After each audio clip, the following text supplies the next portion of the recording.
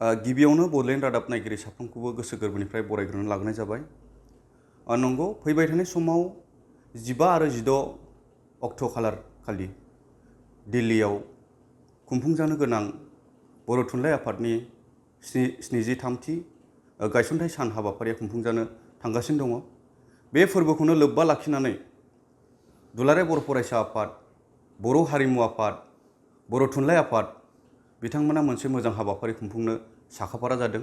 बड'लेण्ड महोत्सव होननाय मोनसे हाबाफारि खुंफुंगोन। बे बड'लेण्ड महोत्सव हाबाफारिया बर' हारिनि थाखाय मा मुलाम्फा जागोन, बर' हारियाव माबायदि गोहोम गोग्लैगोन, जाथि दानायाव, राव हारिमु थुनलाइ सोरजिनायाव माबायदि मुलाम्फा जागोन, बे बाथ्राफोरखौ जोङो दिनै आबुङै नैबे बड'लेण्ड रादाबनि मोगा-मोगि हाबाफारिनि गेजेरजों मोन्थिनानै लागोन।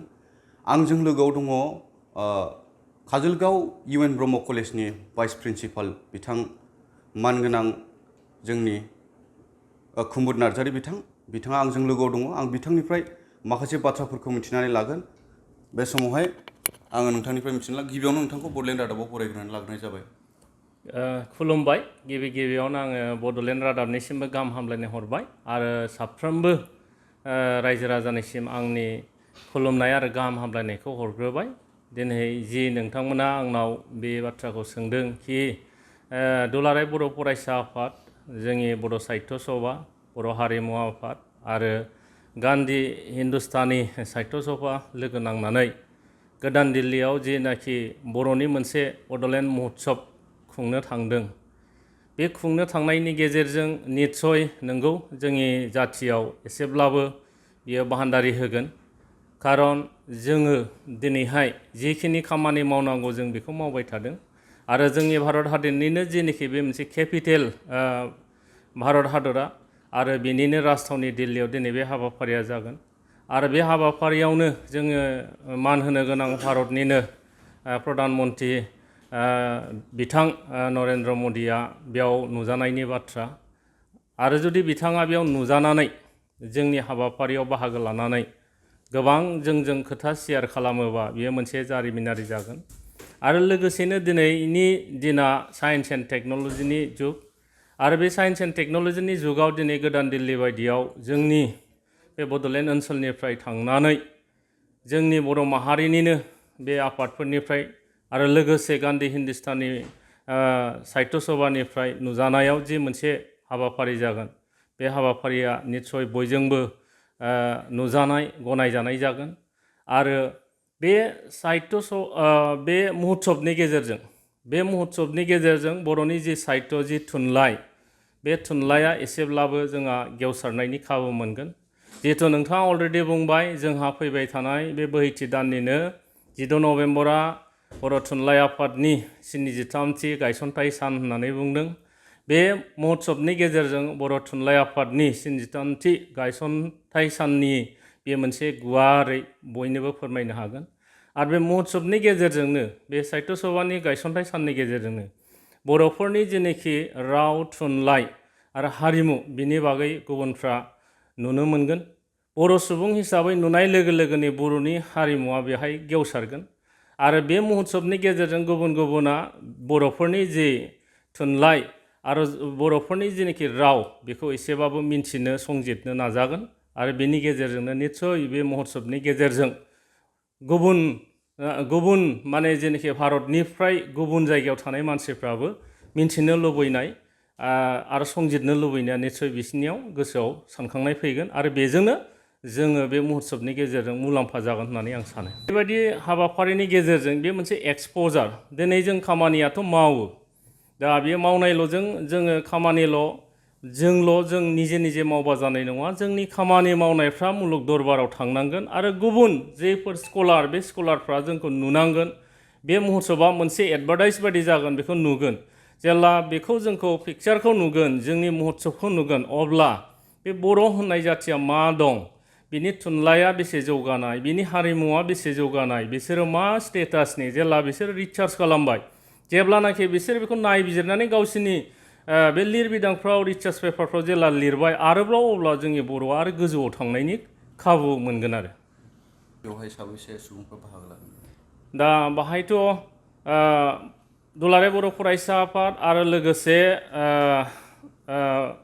बर' थुनलाइ आफाद हारिमु आफादनिफ्राय जि हायो हानायखिनिखौ थांनो थाखाय खावलायनाय जादों आरो निस्सय बाहाय गोबाङानो बाहागो लागोन आरो गोदान दिल्लीया जोंनिफ्राय बियो एसे गोजानाव जायो दा बिनि थाखायनो बेयाव थांनाया जायफोर हानाय बेखिनिया निस्सय थांगोन आरो बेयाव बयबो निस्सय हानायखिनि सुबुंफोरा मदद हैनो थाखाय निस्सय नुजाहैगोन आरो बेखिनि नुजाहैनायनि गेजेरजों जोंनि हाबाफारिया गाजा गोमजायै जाफुंगोन होननानै आंहा फोथायनाय दं खारन गुबुन आगुफोरनि जोंनि बर' माहारिनिफ्राय दिल्लीयाव लाहैनाय गुबुन गुबुन हाबाफारियावबो गाजा गोमजा जानायखौ नुबोनो मोनखादों।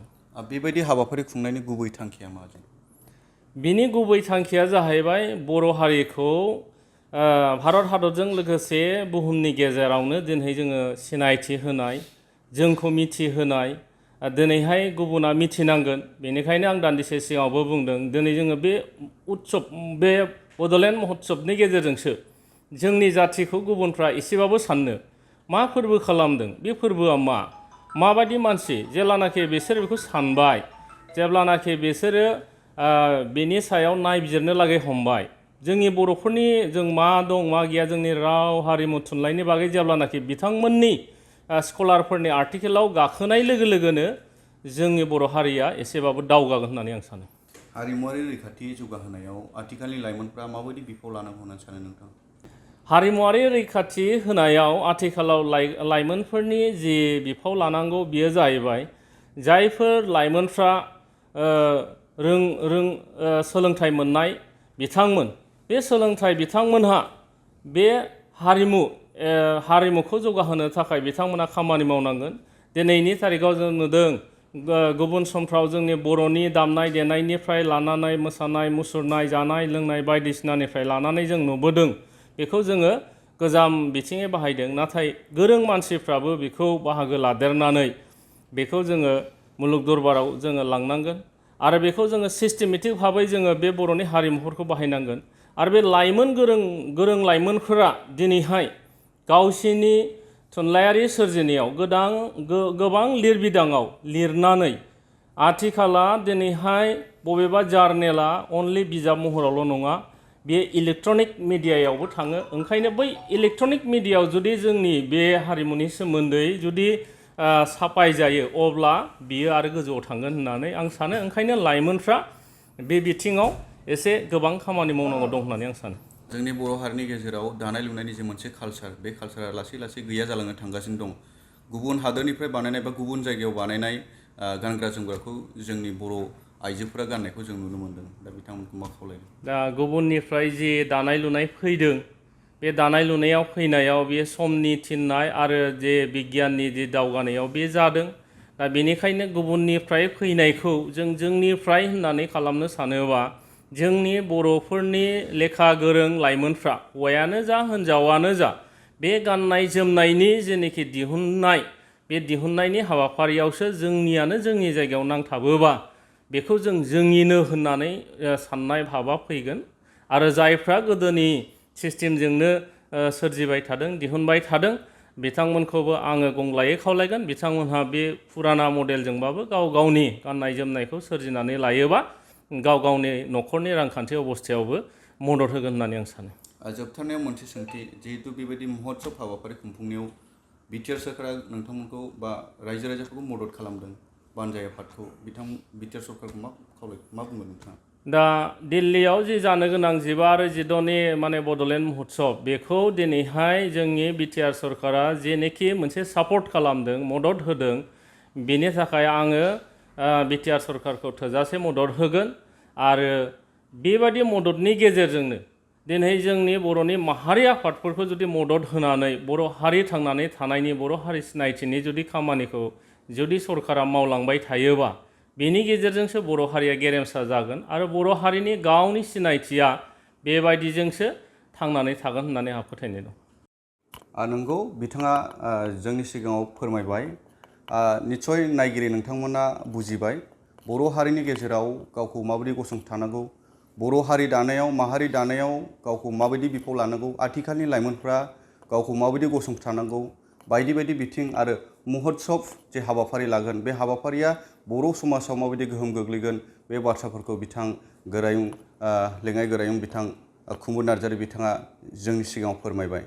बिथांखौ बे समाव साबायखर बावनानै दिनैनि मोगा मोगि हाबाफारिखौ एसेयावनो दोनथ'नाय जाबाय।